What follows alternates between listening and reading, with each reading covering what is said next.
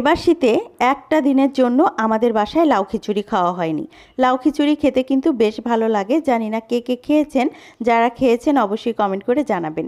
এখানে আমি পরিমাণ মতন 2 রকম ডাল নিয়েছি আর সামান্য পরিমাণ চাল নিয়েছি, আর তার সাথে কুচি করা লাউগুলো কিন্তু এখন দিয়ে দেব। আপনারা চাইলে যেভাবে ইচ্ছা সেভাবেই লাউটা কেটে নিতে পারবেন। আমার কাছে একটু কুচি করে নিলেই ভালো লাগে, যার কারণে আমি একটু কুচি করেই কেটে নিয়েছি। আর লাউটা যেহেতু আমার ভালোই ছিল, তার কারণে খেতে অসম্ভব মজা হয়েছে। এখানে আমি সামান্য পরিমাণ আদা, রসুন আর জিরা বাটা দিয়েছি, আর তার সাথে দিয়েছি সামান্য পরিমাণ পেঁয়াজ আর কাঁচামরিচ। আপনারা চাইলে শুকনো মরিচও দিতে পারেন। আমি যেহেতু এই ধরনের রান্নায় শুকনো মরিচটা ব্যবহার করি না, যার কারণে আমি কাঁচামরিচই দিয়েছি। আর দিয়ে দিচ্ছি পরিমাণ মতন লবণ আর পরিমাণ মতন হলুদ। তারপরে দিয়ে দিচ্ছি গরম মশলা, আর আমি তেলটা একটু বেশি দিয়েছি। খিচুড়িতে তেলটা বেশি দিলে খেতে অসম্ভব মজা লাগে।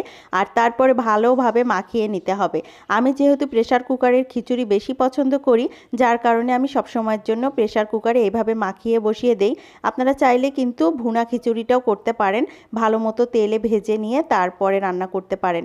আমার কাছে পাতিল বা রাইস কুকারের থেকে প্রেসার কুকারের খিচুড়িটা বেশি মজার লাগে। আপনাদের কাছে কেমন লাগে? আর এখানে এখন দুপুরে রান্নার জন্য আমি বসিয়ে দিব একটা তরকারি। আজকে ভেবেছিলাম একটা তরকারি রান্না করব, কারণ যেহেতু সামনে রমজান আসছে আর আমার দোকানেও প্রচুর পরিমাণ কেন জানি ভিড় শুরু হয়ে গিয়েছে।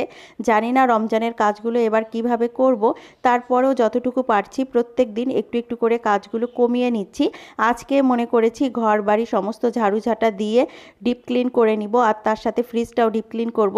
তো যাই হোক, ডিপ ক্লিন তো ফ্রিজটা আর করা হলো না, কারণ ফ্রিজ ডিপ ক্লিন করতে গেলে অনেকটা সময় চলে যায়, যার কারণে ঘরবাড়িগুলো একটু ডিপ ক্লিন করে নিলাম।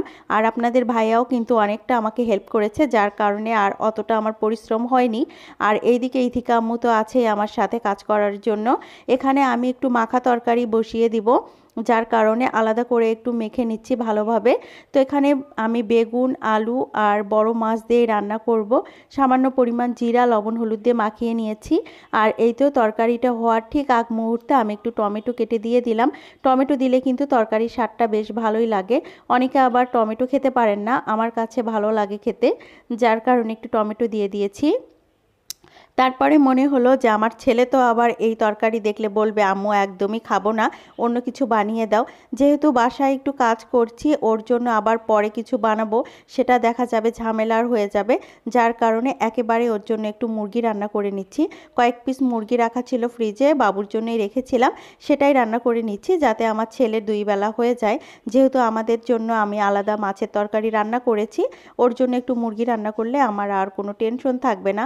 তা না হলে আবার দেখবে যে বাইরে থেকে খাবার কিনে এনে খেতে হবে, মানে ওকে খাওয়াতে হবে। আর বাইরের খাবার যেহেতু আমার একদমই পছন্দ না, যার কারণে নিজের কষ্ট হলেও একটু কাজগুলো করে নিচ্ছি।